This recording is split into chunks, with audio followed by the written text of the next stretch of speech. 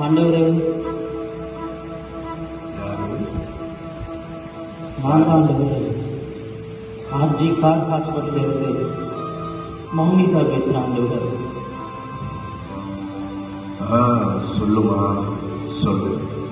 உன்னை பற்றி தான் நானும் யோசிச்சுக்கிட்டே இருக்கேன். சொல்லுமா. ஏன் ஆண்டவரே இந்த சமுதாயம் இப்படி இருக்கு?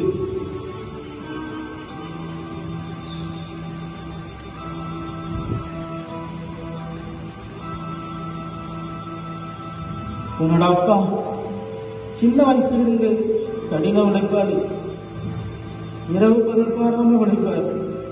நான் டாக்டர் ஆகும்போது அவருடைய கனவு ஆண்டவரே.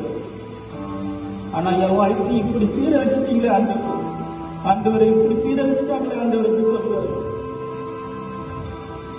மனசு ரொம்ப வலிக்குதுமா. எனக்கும் என்னான்னு சொல்ல தெரியல ஆண்டவரே. இந்த சமுதாயம் மாறும் ஆண்டவரே. மற்றவங்களோட லைஃபை புரிஞ்சுக்காது, மற்றவங்களோட ஃபீலிங்ஸ் என்னைக்கு கொஞ்சம் கூட புரிஞ்சுக்கிறது இல்லை ஆண்டவரே. இந்த சமுதாயம் என் ஃபேமிலி என் மேல எவ்வளவு பாசமா இருப்பாங்க தெரியுமா? என்னோட பேரண்ட்ஸ் என்ன எவ்வளவு அழகா கூப்பிடுவாங்க தெரியுமா?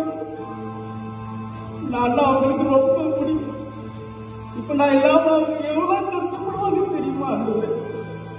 என் வீடு மாதிரியே இருக்காது ஆண்டவரே. என் வீட்டுல இப்ப எவ்வளவு சோதனை, அதை நினைச்ச எவ்வளவு வேதனையா இருக்கு தெரியுமா ஆண்டவரே? நான் என்ன ஆண்டவரே பண்ணுவேன்? ஐயோ,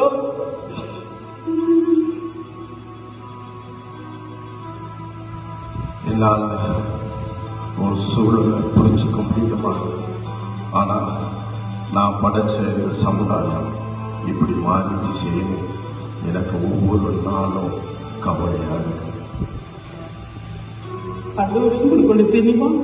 இன்னைக்கு பிஜேபியோ மற்ற கட்சியோ என்னோட பிரச்சனை கையில் எடுத்து அரசியல் ஆதாயத்திற்காக ப்ரொடெஸ்ட் பண்ண போறாங்க.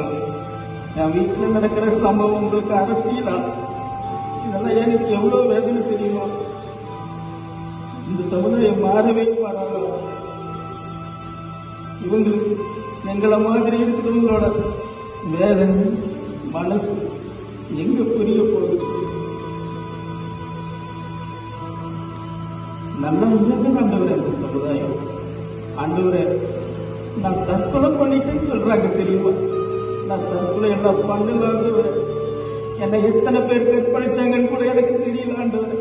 ஒருத்தன் வந்து என்னை சீரழிச்சப்பவே நான் செத்துட்டேன் ஆண்டவரே. அதுக்கப்புறம் எத்தனை பேர் உடல தின்னாங்கன்னு கூட எனக்கு தெரியல ஆண்டவரே. போஸ்ட்மார்டம் ரிப்போர்ட் என்ன தெரியுமா?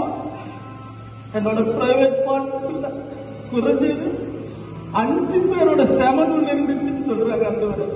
151 கிராம் செமன் என்னோட பிரைவேட் பார்ட்ஸ்ல இருந்துச்சுன்னு சொல்றாங்க. ஏண்டவர் ஆண்கள் இப்படி இருக்காங்க? ஒண்ணுமே புரியல ஆண்டவரே. எனக்கு இப்ப என்ன தெரியுமா தோணுது? அவங்க அம்மா, அவங்க அக்கா, அவங்க தங்கச்சி, அவங்களோட மகன், அவங்களெல்லாம் கொஞ்சம் காப்பாத்துங்க ஆண்டவரே. அவங்களோட நாப்கின்ன கூட திம்பாளையம் போல இருக்கு ஆண்டவரே. அந்த மாதிரியான சமூகம் ஆண்டவரே. ஆண்கள் ரொம்ப மோசமா இருக்காங்க ஆண்டவரே. ஏடுகட்ட சமுதாயம் தான் சாமி.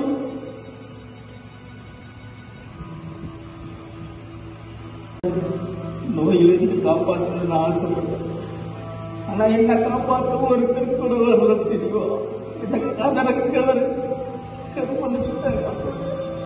இந்த சமுதாயத்துக்கு உணர்வே இல்லை. இந்த சமுதாயம் எப்பவே இப்படிதான் இருக்கும். சொல்லுங்க ஆண்டவரே, எனக்கு சொல்லுங்க. எங்க அப்பா உடைய தைக்கிற, நான் மற்றவங்க காய்களை தைக்கிறேன். நீங்க மற்றவங்க மனசு தைக்கிறீங்க. ஆனா இந்த சமுதாயம் மட்டும் எல்லாத்தையும் இடிக்குதே. என்னையும் என் உடலையும் நாறு நாளா கிழிச்சிருக்கு இந்த சமுதாயம். இந்த சமுதாயத்துக்கு உணர்வே கிடையாதான். எந்த உணர்வு இல்லாம இந்த சமுதாயம் செத்து கிடக்குது. இவங்களோட மனசாட்சி இவங்க கிட்ட பேசவே பேசுறாங்க.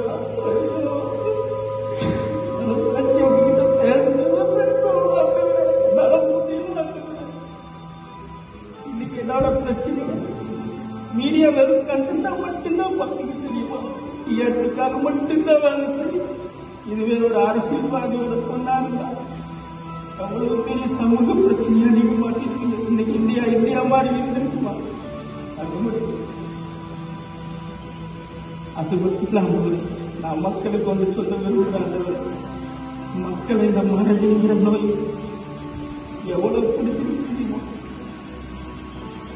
இந்த மனதிங்கிற நோயினா இந்த சமூகம் எவ்வளவு பிரச்சனை சந்திக்குது தெரியுமா? சமூக பிரச்சனை எல்லாத்துக்குமே காரணம் மக்களோட மனதுதான். ஒரு நியூஸ் வந்துச்சுன்னா இன்னொரு நியூஸ் அந்த நியூஸா மட்டும் பார்த்துட்டு விட்டுறாங்க, ஈஸியா கடந்து போயிடுறாங்க தெரியுமா? இந்த சமுதாயத்தில் நான் பிறந்ததுக்கு ரொம்ப வெட்கப்படுறேன். யாண்டவரை இப்படி ஒரு சமுதாயத்தை நம்ம படைச்சீங்க.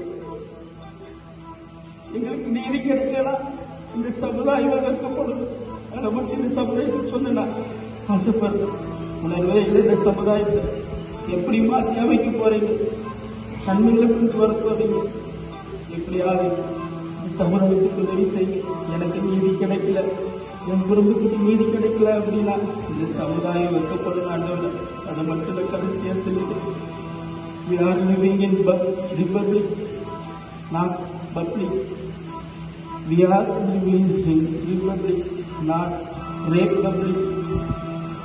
Respect the gender who healed your wounds.